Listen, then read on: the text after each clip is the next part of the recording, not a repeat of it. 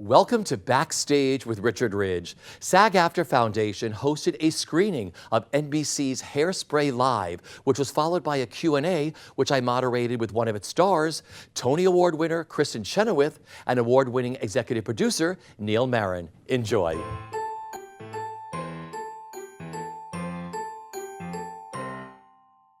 The first question I want to ask you is, when did you two first meet?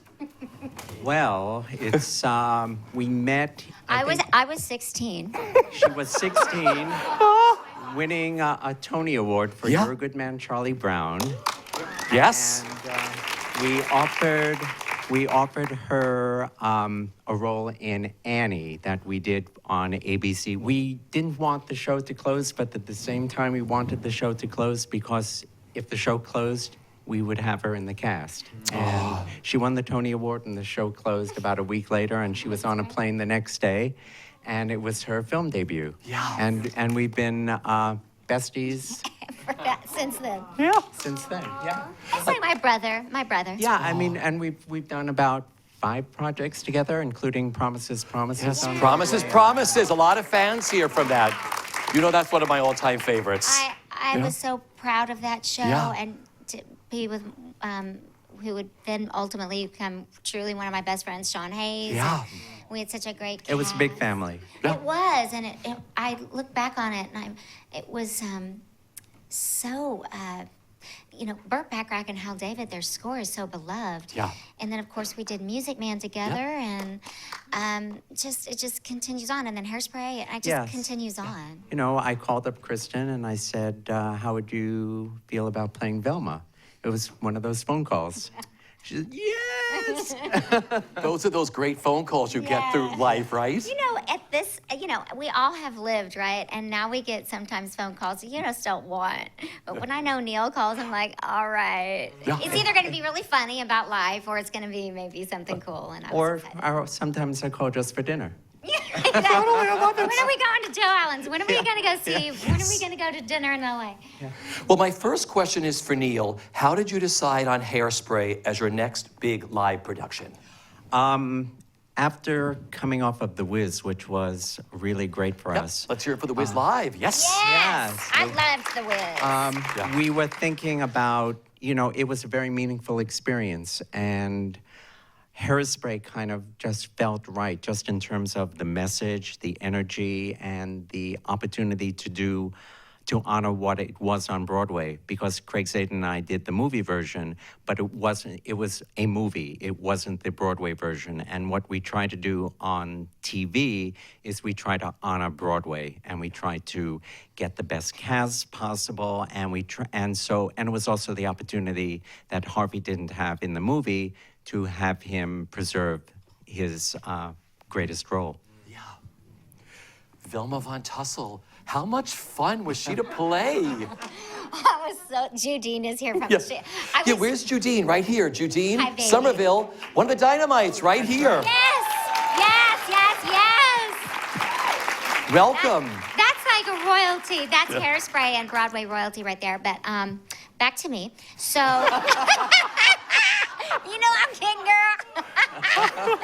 I was scared, and I was pretty. I think I was pretty open. I tell Neil a lot of my fears, and I said I'm kind of scared to play her because, you know, she's a white racist former beauty pageant girl, and I don't mind the former beauty pageant part. That I know well. But I was nervous. I really wanted to lead with.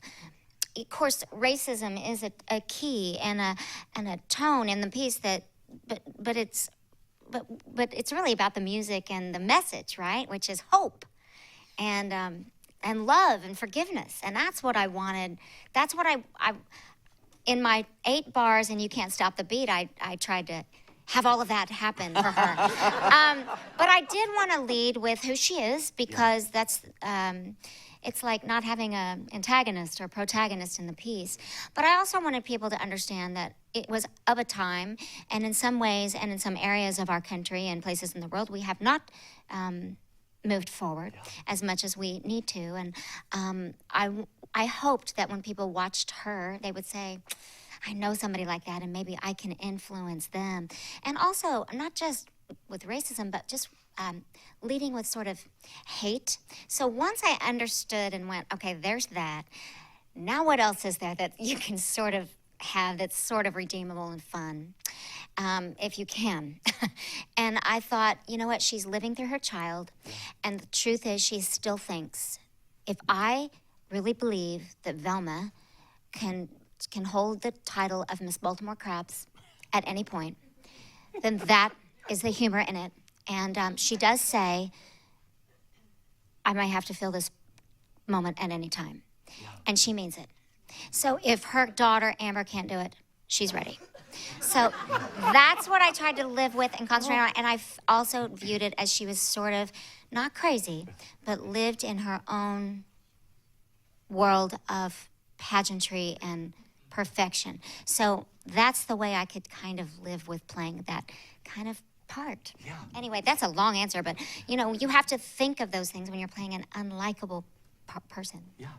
But she totally redeems herself at the end. In 8 bars. Yeah. So Neil, my next question is for you. You reinvented a TV tradition that was dormant for many years. And now all the networks are following suit because of what you started. What made you take the first step, and where do you see the genre going in the next few years? I think the idea came, Craig and I had done TV movies, musicals, and we've done feature film musicals. And one of the things that we talked about, what is next? So, you know, it's kind of a cliche, you look backwards to go forward. So we were thinking about these live musicals that were done in the 50s, like Rodgers and Hammerstein's Cinderella with Julie Andrews and Mary Martin's Peter Pan. And we thought, what if we were to do a musical live? And it was a crazy idea. And I had called up Ted Chapin, who runs the Rodgers and Hammerstein organization, and I told him the idea, and he didn't think it was crazy at all.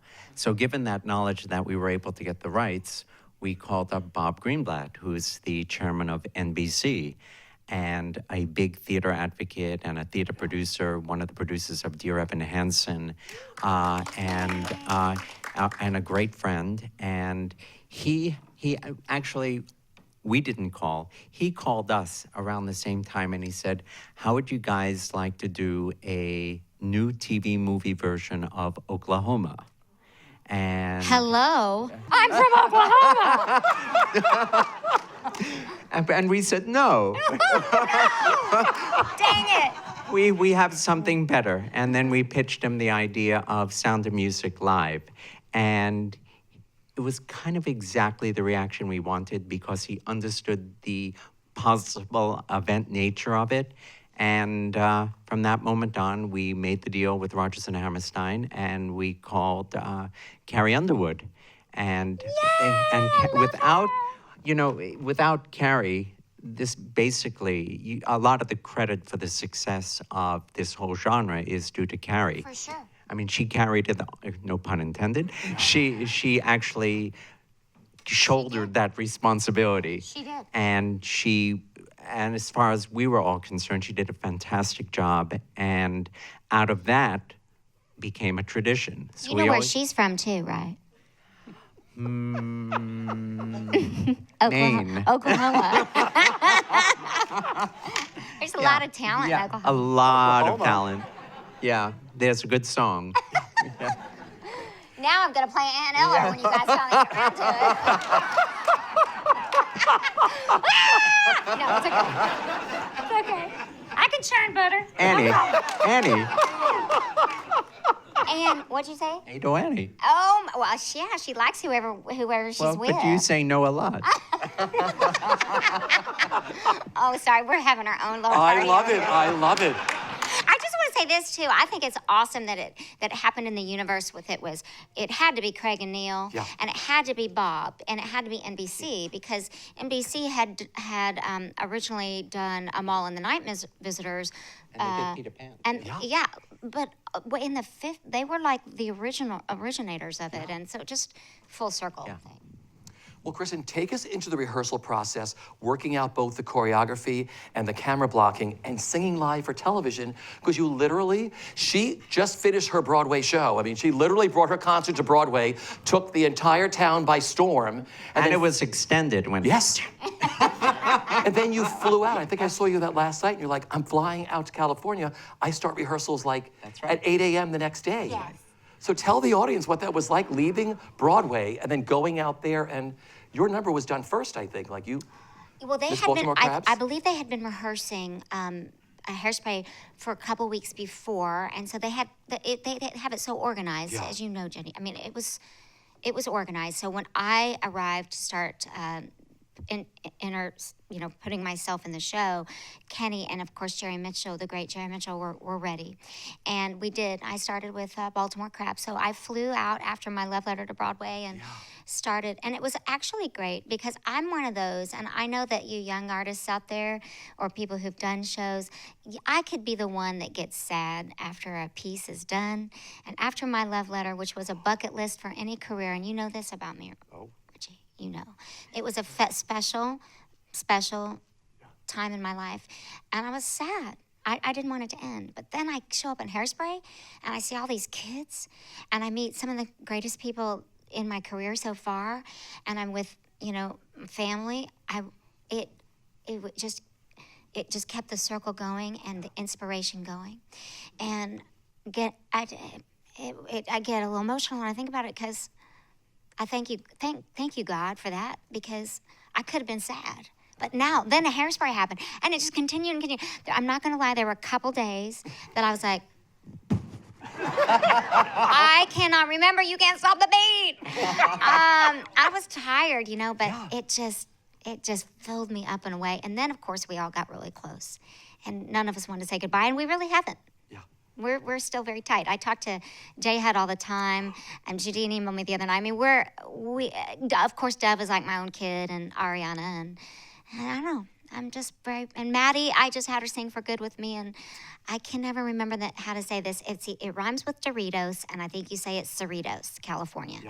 And that was amazing too. So it's the gift, it's the circle that just keeps going. And I was tired, but boy, was I fulfilled. And with Rosie, who helped start my career. Anyway, this isn't about just me, I realize.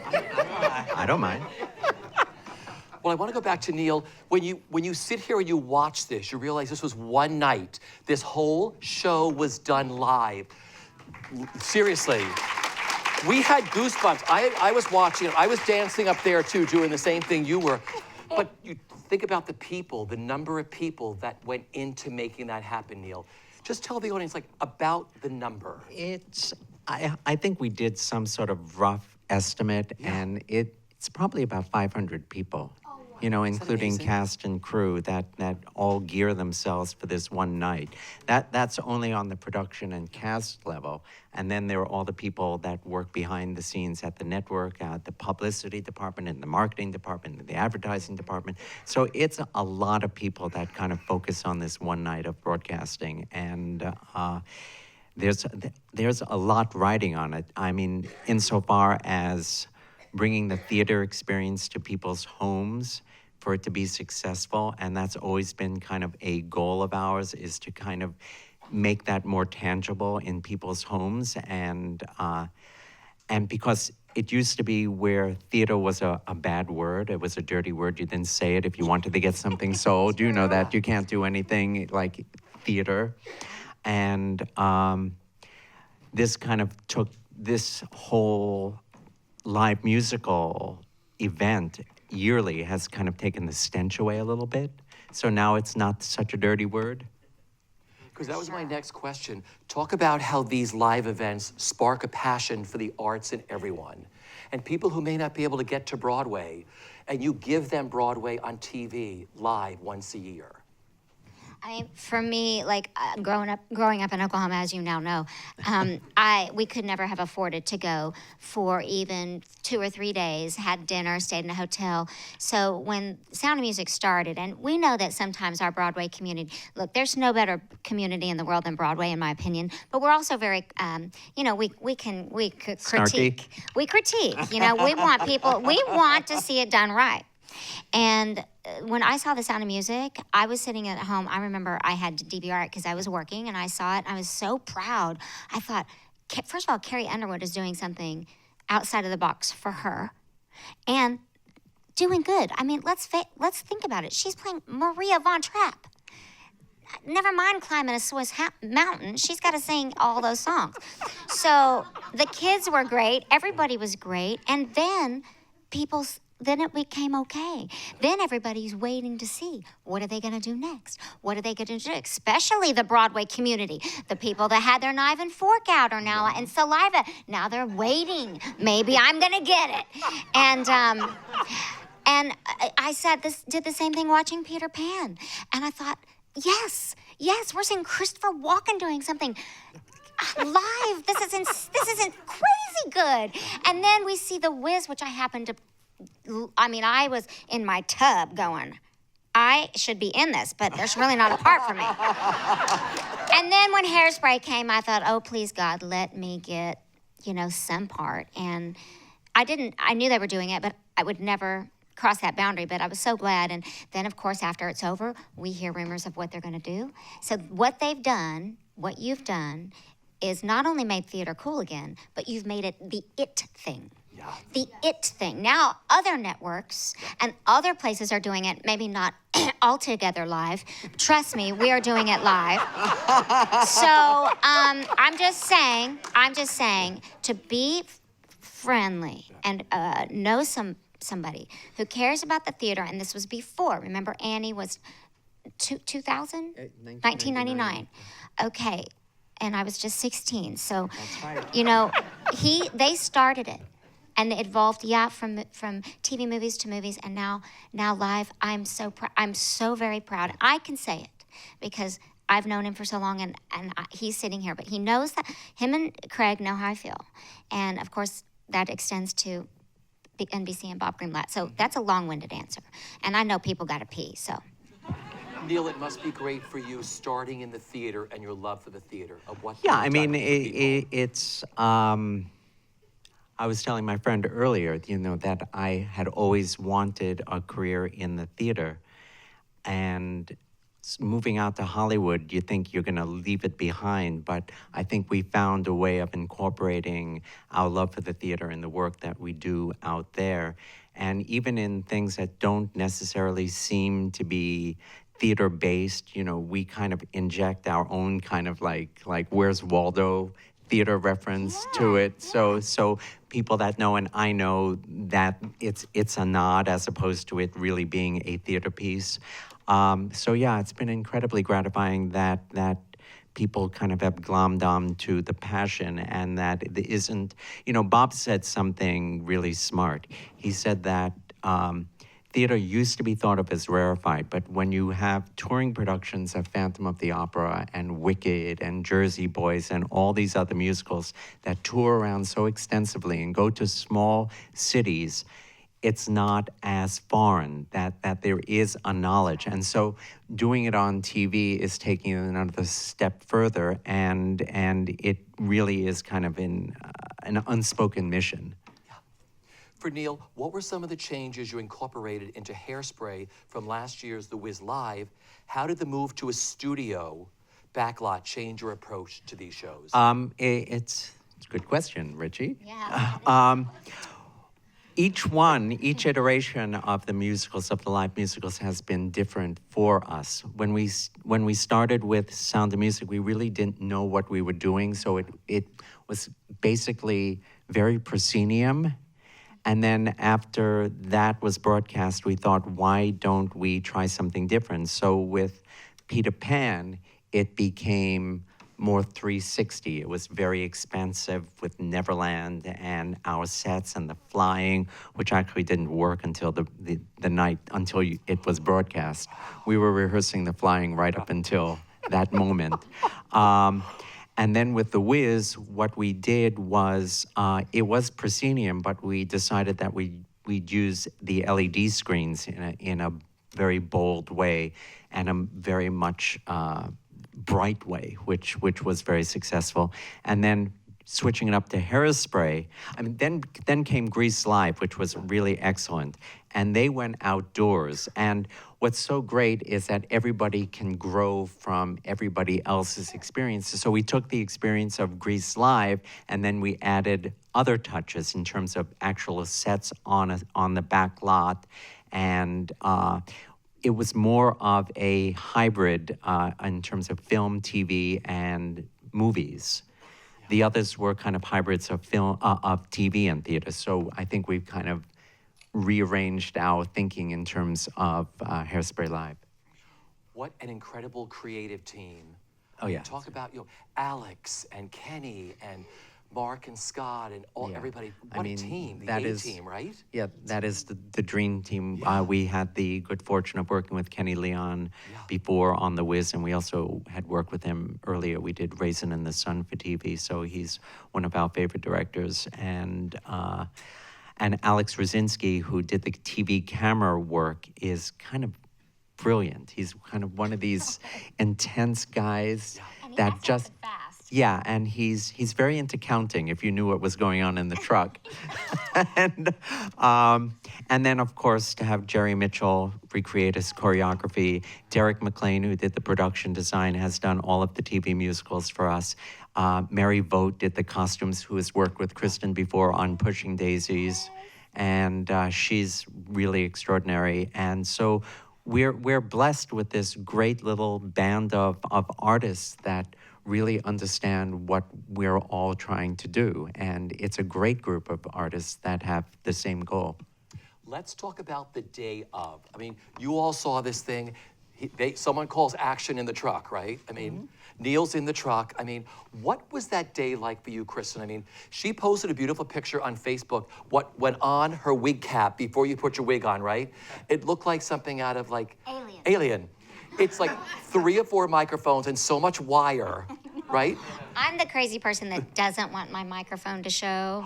I know. So I had, let's do it like we do on Broadway. And we wear 2 mics, one in case one goes out because you're live. And then the other one hopefully will work. And I put one here and one here. And then I had my heavy wig on. And I think we started, didn't we have Janine, do we have like a run through like? It was the day before we had the run through. The day of, I still think rehearsed there that day. There was some things that were being rehearsed. Yeah, we were still rehearsing, and then we got ready, and then we did the sucker, and. Wait, but did you tell them about Kenny's like little sermon? Oh. How can I leave this out? Okay, so he calls everybody out on stage. Our director, Kenny Leon. Our director, and we're in the gym, like that gym area. And I don't, the best way I know to describe it is forgive me for the comparison, but it was a beautiful, beautiful speech about how we are coming together to make art, but how we're also coming together in humanity, and how much we have more to learn and how far we've come. And it was a speech that inspired several. We were standing, but if we could have stood up further, there would have been several, I think, standing ovations probably.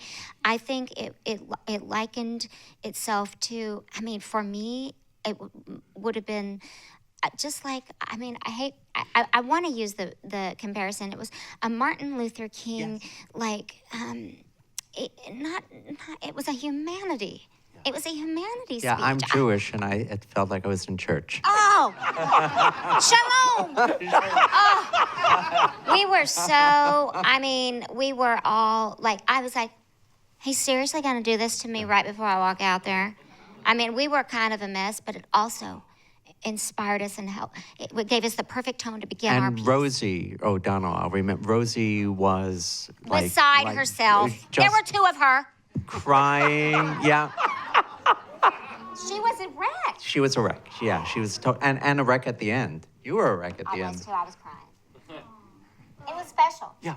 Where do you put as a performer, where do you put your mind, like when they say places, you know it's going live to millions of people all around the world? How do you prep? What's going through your mind? Dear Jesus, please help me not drop my baton. What I do is I am one of those that kind of goes right into the character right then. I also, people say, oh, this should be easy for you, Kristin, because you do this live all the time. It is, but it isn't. And you know what I mean, because, yeah, on Broadway, I'm on a concert tour right now, I get many opportunities to correct mistakes I make. And that's life. We make mistakes all the time. I mean, in the broadcast, my bra strap popped at the end. So that's just how it goes. But, and I say that with pride. But I will say that, you know, live on TV, it's a one-shot deal. So we don't get to come on air tomorrow night and do it even better. And that was the most nerve-wracking part for me. I was like, please just don't let me fall, you know, break something, hurt somebody else, you know, help me see my mark, because we are thinking about where we're hitting for camera. And it was, I thought, when I look at Hairspray, and we were saying this back there, we were watching again, I'm so proud of it. I'm so proud of it. Yeah. It's so good. Yeah, and you know, it turned out, I mean, technically, I think it was the best of the ones that we've done, and emotionally, and just the material is so rich, and the cast was extraordinary. You know, of course, we in the truck, we see all these mistakes, and we're kind of like, there's nothing you can do about it. Like in Sound of Music, Carrie almost tripped down the mountain when she was singing Sound of Music. What do you think about it? Maria Von Trapp probably did the same thing. And then one of the Nazis just forgot his line, and like, good. Yeah, it was like, and you know, and the flying in Peter Pan, and whether Dorothy and the Wiz was going to hit that last note of home, and so we're just kind of clutching. And in Hairspray, the can didn't open. Oh, the can! And who fixed it? Yeah, that was the big reveal, and the can didn't open. It didn't open, and Marty and I are just there, and you know, like, no, it just kept kind of flying open, and I'm like, not supposed to see that Harvey's character may or may not be in there, and I was just like, I think I used my foot. So you're just kind of like you have to give in to that experience of live and theater. Embrace it, and that's why people watch it. They watch it to enjoy, but they also watch it because they know something could go wrong. Yes. And it's true, and inevitably it does, because it's always a tightrope walk. It is. It's not like we For the do it every performance. day. Yeah. But you know, it happens in live theater too. You see little things go wrong all the time in there. For an audience that goes some nights, like, oh, I'm here, it's live. I was there the night her wig flew off in Pippin. Yeah. You know, we saw Charlotte Amboise do her big number in Pippin. Big press night. Her whole wig blew off. She threw the wig on the floor with all of her mic pack and just finished that number. That's a star right there. Talk about the cast. You started to talk about what an incredible cast that you just saw in this. I mean, the best of the best. Right. I mean, I don't think we could have gotten a better cast than the one that we had. Yeah. And it was the people that we called, who were the first people we called, said yes, you know, which is great. You know, starting with Harvey. And I remember telling Kristin that Harvey was going to do it, and so she was thrilled about that. And, you know, we did audition for for Link and for Amber. So actually, it was really the hardest job to find Garrett. You know, there were so many people that auditioned for the role of Link.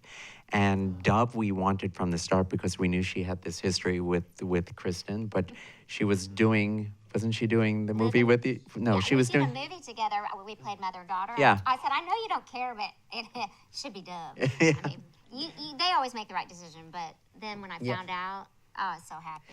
And then with Ariana, which was the big surprise, she called us. because she said that to play that role was kind of her dream. So she always wanted to do it. And seriously? So we were thrilled, and Marty, of course. I mean, it's like a cast of all stars, and Jennifer Hudson, who we've worked with before, who is kind of a goddess, you know.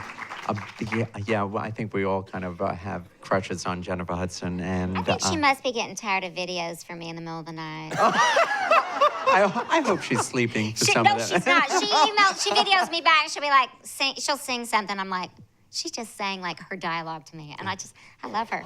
No, she's one of the greats. So we were blessed, and it was a joy from beginning to end in terms of our rehearsal period, everything. Because you graciously took a little press posse out to be on the set, and we all sat with them. We were on that set in the afternoon. It was so hot. It was so hot, but I have never seen everybody in the show would sit with us. They were so excited to get ready to do this project. Everybody, top of the game, everybody's like, I can't wait to get in front of that, those live cameras. We were. Yeah. It was for reals. Yeah, I love that, for reals. This is a great question from the audience. They discovered Maddie, just so you know. I mean, Neil, I go to these things at Telsey, so for anybody out there who wants to be an actor or an actress, they discovered her. There were thousands of people who went to this audition and all went in there to sing for them. They discovered her, which I think is the most amazing thing in the world. So this question is, I'm currently a student at AMDA for the Performing Arts. What advice would both of you give for a young aspiring Broadway film and TV performer to start their career? I would say that, and I've said this before, and it's the truth. If you can see yourself doing anything else and being happy, then you should go do that thing. But if you cannot see yourself doing anything else and being happy, then you should train your butt off, work hard, listen to your teachers, and go for it. Love it. Is that great advice? Yeah. Masterclass. Neil, from your perspective. And, based upon the experience we had with The Wiz, where Shanice Williams just walked in off the street, and with Maddie on Hairspray, I would say the best advice is to audition, and just audition and get the experience, because when Shanice showed up, she didn't expect to get the part. She wanted the experience of auditioning because she thought it would add to her ability later on. So where you find auditions, open calls, audition. Okay, because there's so many young actors here, and they say I have talent, but I don't audition well. Yes. Do you like to audition? And what do you look for, Neil, when someone comes to audition for you? What do you look for in the room?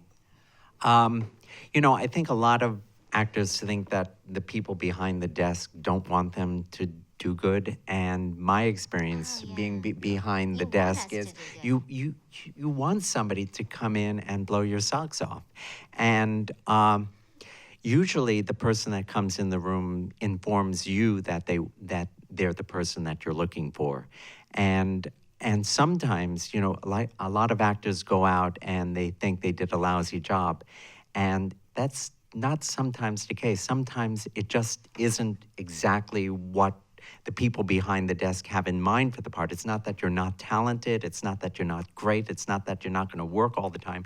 It's just not what the people behind the desk look for. So I personally look for somebody to tell me, to speak to me just in terms of how they present themselves. Not even if they do kind of a semi-good audition, you can tell.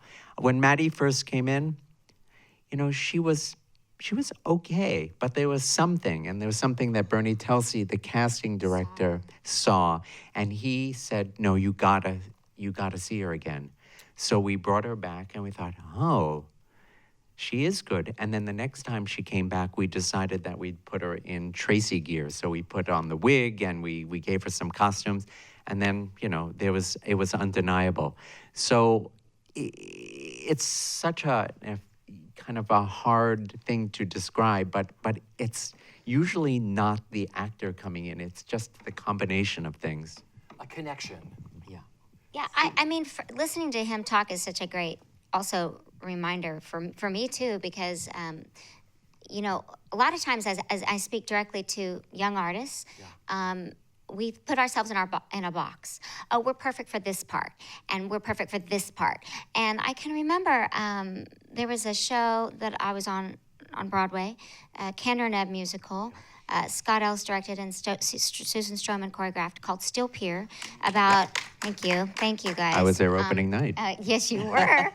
And it was, the audition called for this part, Precious McGuire, to be a tall, leggy chorus girl who could sing a high C. Well, I had an E flat, but that's beside the point. I didn't have the tall, leggy part, and I went in anyway to audition. I think the main thing you have to remember is put your ego at the door and just go in and have the experience of it. And the part ended up changing for a 4'11" soprano from Oklahoma. So I think you can never say, "Oh, I'm not right for that part. I can't play that part," or "I'm so right for that part." That's when you're going to set yourself up for. You're going to lose out on a great surprise and then set yourself up for failure if you just go for the parts you were known for. When they offered me the lead in Music Man, I thought it had to be Zanita. No, we were at Joe Allen's. Yes! We went to dinner with Kristin. We said we'd like you to be in The Music Man. And then she actually thought Zanita, who was like the young girl that has like 6 lines and no songs. And then we told her it was for Marion, and I never would have gotten the opportunity to be. Remember, before then, I had played girls. I mean, girls I'm very proud of, Glenda and Sally and all Precious and Still Pier in different roles. But this was my first leading lady role, and I thought they'll never. I'm a comedian. They'll never put me. I'll never. But that was probably one of the best things I've ever did, and I went. All right. Someone sees you that way. Give yourself that chance to be great. You're a leading lady. Well, now. Took me a while. So don't overthink it. Just go in and be the best you can. Compete with yourself. Yeah, beautiful. See? Compete with yourself. You never know. And guess what? If I come in for him and he doesn't know me and I'm fantastic just doing me, I might not be right for A, but he's got B and C and D down the line. He might think about that for later. You almost got the whiz. I did sing Home and Glee, the all-white version. So wrong, but I did watch The Wiz, and I was just like, oh, I want to be in it so bad. It's just one of my favorite musicals, probably. And then, of course, crazy that I did Wicked. It's just like I don't know. Full circle. Yeah. If you could sum up the best part of the experience of Hairspray Live, what was it for each of you? It's a big question.